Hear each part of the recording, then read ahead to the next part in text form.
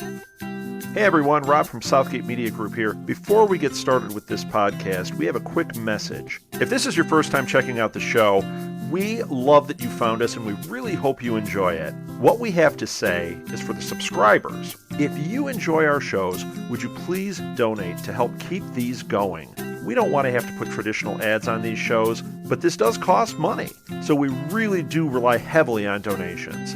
To make a donation to the show, please go to our website, www.southgatemediagroup.com. Go to the page for the show, and in the upper right-hand corner is a donate button. It takes you right to PayPal, and you can donate whatever amount you want. Thanks a lot for listening, everybody.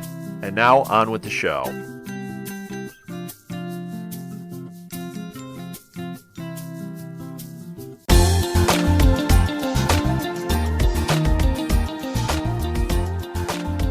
Hey, Primatech peeps. Welcome back to the Primatech Files, a Southgate Media Group podcast dedicated to all things Heroes and Heroes Reborn related. I am Lilith, and on the hunt for Evos with me is... It's me, Ricky. Yellow.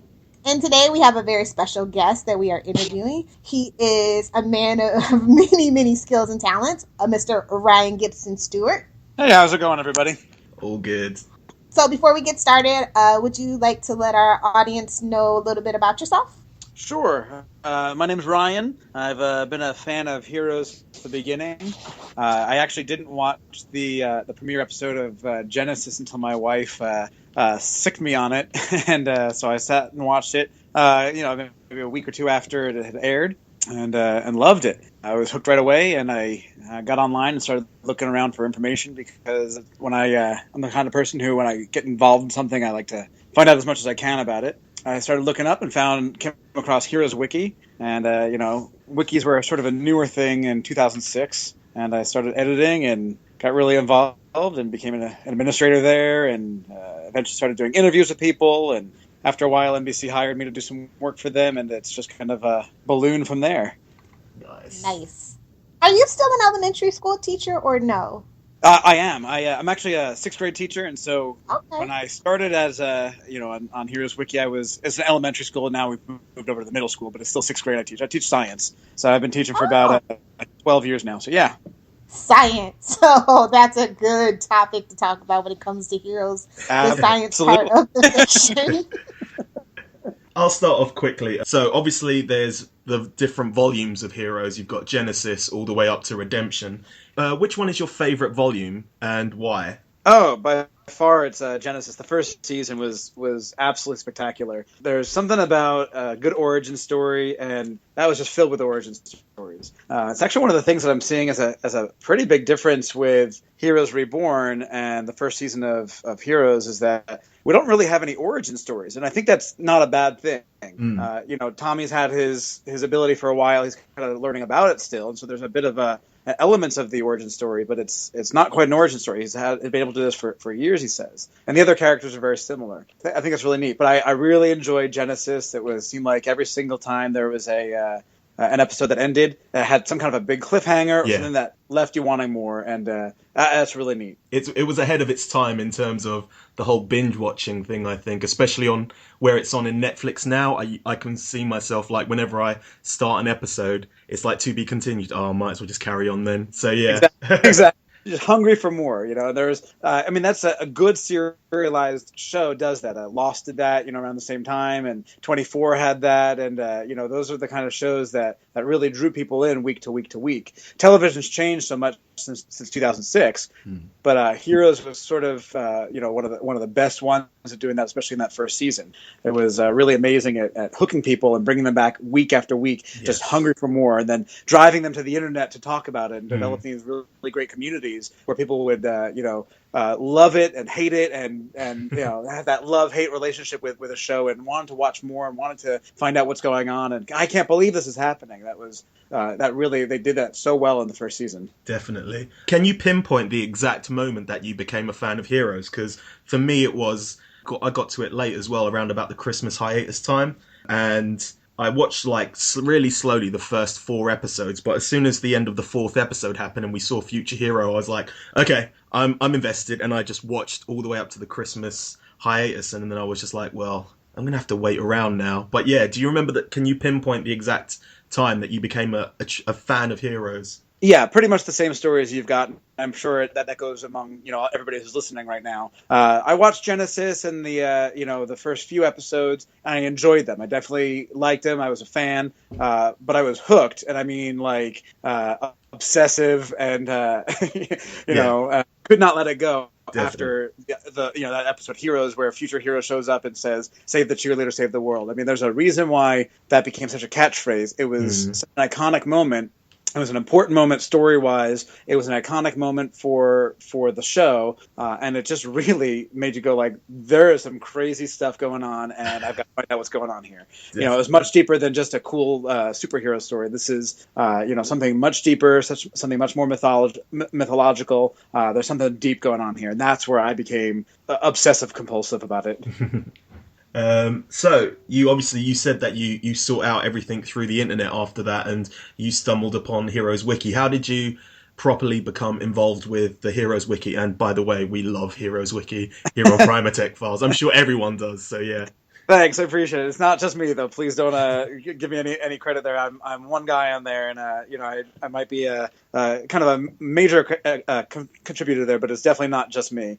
I started editing, and I had been on Wikipedia before and edited various things here and there, so I had some experience editing on a wiki, and it's a little bit different than editing anywhere else. It's a little different than editing on HTML or Java or anything like that. It's just got its own little language, but pretty easy to figure out and pretty easy to use. There's something really neat about everybody I've ever met on in the Heroes community, whether it was on Ninth Wonders or whether it was on HeroesWiki or on other fan message boards, or even currently there's a bunch of really great Facebook groups out there, and there's just something really wonderful about the community there. It tends to be very, very positive, very supportive people, and even when they disagree, people generally do it nicely.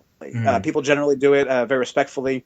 And there's something to be said about the show in that case. So I'll get there in a second. But with a wiki, I just kept editing, and I tend to be a little bit obsessed with things, and so I edited a lot and made some good contributions. And eventually, I was asked to be an administrator there. And we've gone through some different administrators here and there, but I've stuck around from the entire time. Speaking of the HeroesWiki and starting editing on it, do you remember the first thing that you edited on it and what you changed about it? I have no idea.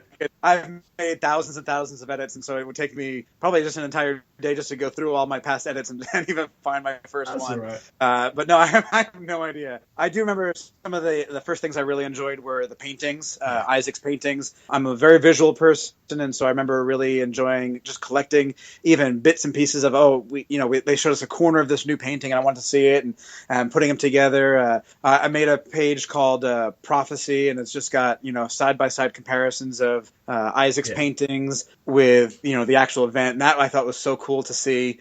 So a lot of the paintings and things like that really were interesting to me. Okay. You said that they contacted you to get involved into the show. So what did you start off on, and how cool was it to be working on the show as an avid fan, obviously? Well, when you say working on the show, I was doing the digital stuff. Yeah. So there was an iStory that they had, towards the end of the run, maybe the third season, fourth season, and I worked on that for about a year. I also did a lot of the messages, the emails and the text messages that went out to people, that kind of stuff. I also worked on the survival site where people could go in and make their own characters, and a lot of those characters ended up being used in a lot of the iStories. But I did a lot of the sort of the troubleshooting with that on Ninth Wonders. I made a lot of messages that went out for that. Okay. I would say probably a lot of that started when, as from a very, very wiki standpoint, I was making articles about real world people. The cast, the crew, camera guys, and the people who would write the scripts, and the people who would do the stunts and things like that. And just in the search for information about them, the cast is always, they've got tons of information out there because they're famous actors. But some of the crew members don't always have a lot of information. So I think a lot of that started with me just contacting them on Facebook and emailing them or finding them through other social media. And I sort of became, known, I guess, in their among their circles of, hey, if you need anything on the wiki, ask Ryan Stewart. that turned into doing some interviews with those people, finding a comic book writer and saying, hey, do you ever want to talk about this great content that you're writing? Jason Badawer was, as we all know, he was a great comic book artist who, I think he was one of the first people that I contacted. He had a great blog that it's easy to contact him. And we did an interview and, that kind of thing. So it's just kind of ballooned from there with getting to know people. And eventually I got a call from Joe, who did the Heroes Evolutions content. And he asked me to help out with a couple things here and there, just real brief stuff. Can you just do this one thing? Can you just do that one thing? We need some help finding out this information. And so I helped them out. And eventually they started paying me for it and hired me, for about a year to do some of the online stuff. I guess I was technically called a digital writer. That was kind of cool to do that. You get to talk to a lot of different people at NBC and kind of just collaborate. And the whole process is pretty amazing how they go through. Every single word needs to be vetted and approved by the higher ups. I mean, even just a simple text message that says, check out our next thing, it has to be approved. And it's so that to make sure that you're not going to send anything that's inappropriate or something that's wrong. They want to make sure that everything gets approved right. That kind of reminds me of the whole there's that Star Wars kind of myth about someone's job is it to look at the timeline, and then every book they have to read it and make sure that it works concurrently with the current timeline. But yeah, that's one of the really cool things about Star Trek is very similar. And some of the later Star Trek movies, not the last two from J.J. Abrams, but some of the later ones became really bogged down with. They kind of wrote themselves into corners, and because they have to go through this huge past mythology that they have to make sure everything is vetted against it, and you're not having any canon that's contradicting itself. And so some of those movies become a little bit stale. And then J.J. Abrams came along and he said, all right, we're going to sort of reset the whole thing and make this alternate timeline. And that was genius for the same reason, because you can kind of start the whole thing over again and not worry about all that past stuff and just sort of start new. And that's really neat. Yeah, essentially what he's done for Star Wars as well. So yeah, exactly right. Exactly. When you got the call for Heroes Reborn, was it like you're like, what? How did you feel? What was that moment like? I was a little bit surprised. I got a call from Retrofit, and they had asked me to do some. It was probably back in March or so that I got a call from Chris Hanada, and I think he and I had an interview or two, and it kind of talked back and forth. He was doing all the webisodes originally, and then I got a call from him back in March, and said, "Hey, can you help us out? Do some research on for this new webisode that we're doing. I can't even tell you the name of the webisode. I can't tell you anything about it, but there's a character who we now know as Quentin, and he's going to put together a board, and you've seen Quentin's board that he's got there in his room, and we need some help doing it because we could do it, but we don't know if we have all the information on it. And is there any way that you can put together some pictures and some information of things that Quentin might have this character might have on his board? And so I did. I spent a couple hours just putting stuff together. Again, I pulled it all from the wiki. It was already theirs, and put together the stuff, and they made the board, obviously. But I did kind of the research, I guess, for them on that. Very cool. That was very cool. Is Quentin your favorite new character now? What's that? I said, is Quentin now your new favorite character just on that sole fact? First of all, Henry Zabrowski does a great job. He's twitchy and fun and kind of goofy. But I think I was watching one of the behind the scenes thing with him, and he said, I was trying to be all serious, and everybody started laughing. Yeah. He's just naturally a funny guy. That's great. And he's got this great energy to him. But yeah, he's a great character, and I'm so glad that he's kind of front and center with HRG in the new show. We really love the Heroes the Dark Matters webisodes. We thought it was a great kind of bridge, and we thought that Quentin and Phoebe relationship was really integral to that, and it was really good. And yeah, we've dubbed them the Frady Cats, but yeah, we really love them. Yeah. It's a great relationship. It's a great way to tell a story. I think it was just so fresh and so new and so different. And I mean, they had a tough job, and I think they accomplished their job in spades. Here they are. They've got this prequel to a sequel. I mean, it's the before stuff for a show that's coming after, and so that's who knows what it is. By definition, it can only tell backstory, but it has to be this great story on its own. And I was talking to Zach Crayley, who wrote it, and he said, we kind of look at it as episode 0 of Heroes Reborn. And it really is. It kind of tells you everything you need to know, gets all the information without ever feeling like things are being shoehorned in there, without anything ever feeling like it's unnatural. It's a very, very natural fit to tell a story. The device of using all handheld cameras and using all the digital media and things like that was brilliant. It just really opened them up to, here's where we're going to tell the story on a low budget with all these characters. It's 45 minutes. It's an entire episode on its own. It worked so well, and I've watched it countless times. I've probably watched it about 50 times now at least, and it's just so incredible. Okay, so if we can just double back quickly before we get more onto Heroes Reborn. So you came up with or you wrote a chapter for the iStory purpose.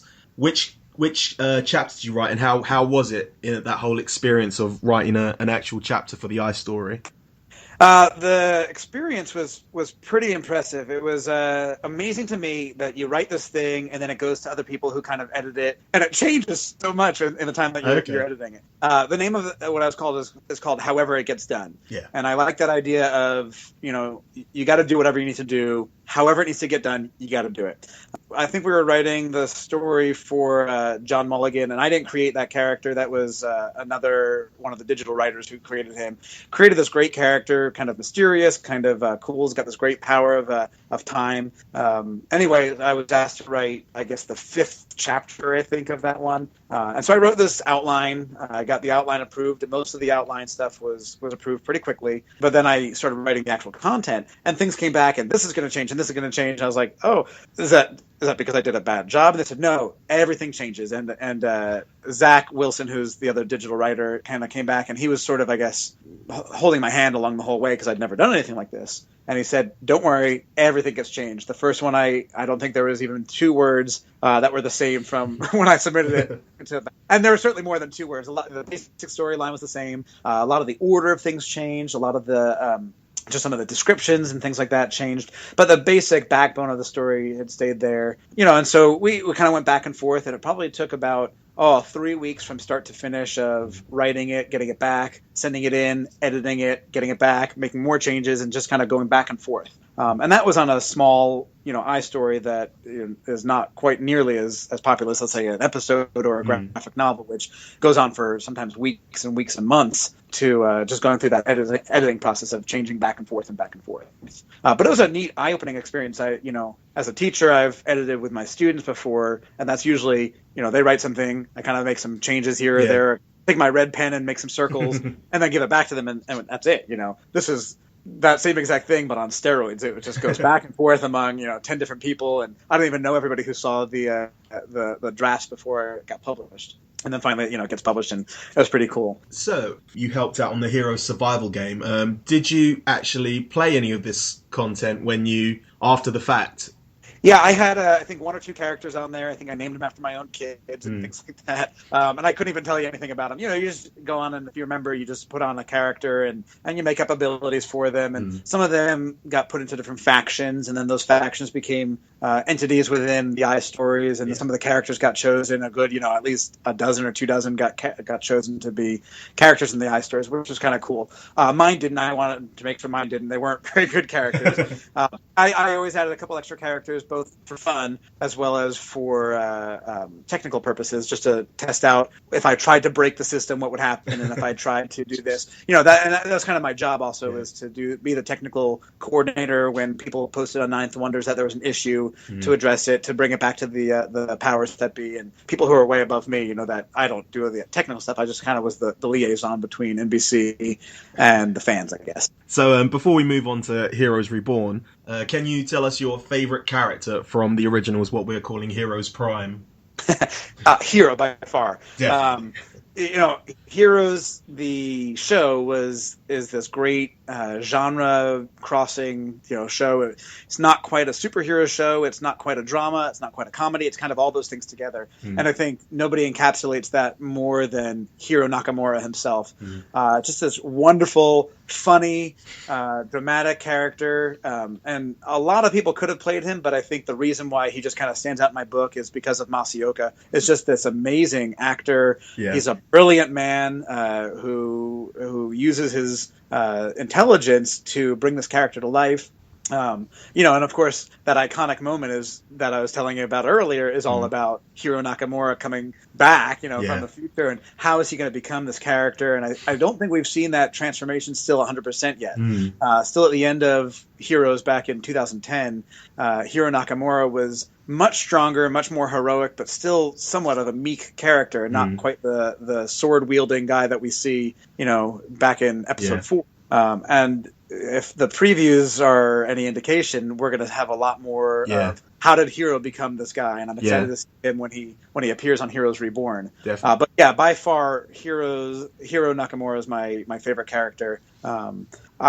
I just went back and I've reread Saving Charlie, the book that was, and it's just such a great book, and it's a very different side of Hiro, and it's not always quite consistent with who I think Hiro is, but it's really neat to get into, it's all from his perspective, and it's really, really neat to see who Hiro Nakamura is. Definitely. I think one of the most defining features of Hiro is basically the fact that where everyone else is kind of sees problems with their powers, he just fully accepts it. And I think that's what made him such a good character, because everyone who was watching it was like, well, if I got powers, I would kind of be like that. So yeah.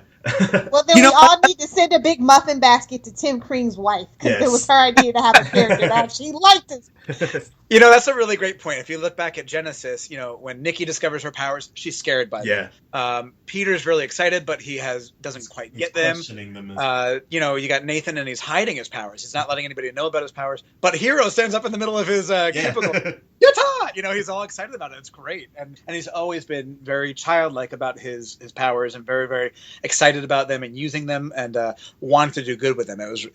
You're right. That is very, very refreshing. So let's move on to Heroes Reborn. Why not? So the premiere happened. What are your thoughts on the premiere? It came back already? Yeah. I'm just kidding. The premiere was amazing. It was 2 hours of bliss. It was, we sat and I watched it, and I watched it again right away. Yeah. I brought my kids in, and they might be a little bit too young to watch it, but I brought them in and they watched it, and we really enjoyed it. It was I think the closest thing that's come to the first season of Heroes that I can think of. It shows a lot of promise. I'm intrigued by some of these new mysteries. What would make Noah tell somebody to kill him? What's this big thing of it's coming? And in the I don't know if you've read the new ebook, but Renee actually has a different line that's there. Instead of saying it's coming, he says, I guess when Noah says, why? What do I have to forget? He doesn't say not what, but who. And he says it's coming. And I'm really excited to find out what this who is. I'm sure it has something to do with Renatus. I'm excited about this guy Casper and this weird power he's got of this memory thing that he's got going on, this memory storage with the pennies. But there's just some really great mysteries involved here. You can already see a rift forming between Joanne and Luke, and I'm curious to see where that takes us. We've got great character actors who are doing an excellent job. Tommy's an amazing character, and I can't wait to see where that goes. We've just got some really, really great things. The groundwork is laid for some really great things to happen over 13 episodes. And I'm glad that there's going to be an ending in sight, although I'd love to see season after season after season. I'm glad this one and done, it's told, and that's how it should be. And if there's another season, it'll be a new one and done told, and that'll be great. And I think that's kind of is right along with Tim Kring's original vision of this rotating cast, kind of like American Horror Story is, of a new story each season, a new set of characters. And I don't know if it'll also be new characters, but it'll definitely be a new story each season if that happens. And that's so wonderful. I'm excited for it. But I think even if it doesn't, I'm glad that we're going to get that definitive middle and end, which they've said like throughout this whole thing. So yeah. Lost did also when it was first on. That at some point, maybe I forget it, around season 2 or 3, they said, "Here's our end date. We are going to have an end to this, and even if the networks come back and say we want you to continue, we're not. We're done." And that's really cool. They made it so that you couldn't. Right, exactly. Yeah, we're done. A story should have a beginning, a middle, and not just an ending that kind of goes on and on and on. It has an end, and that's really great. And I think I think we need that. We need to have an end. And again, if there's another chapter told, wonderful. But if not, here's the end. So you were talking about origin stories. I think there is an origin story in Heroes Reborn, and I think it's the character of Carlos, because it's not an origin story of him being a person. It's him obviously donning this suit and kind of what it's going to come from. But I think what's interesting to kind of think about is how all these stories are going to interlink and how they're going to converge. Like, what is going to be the Kirby Plaza of the show, basically?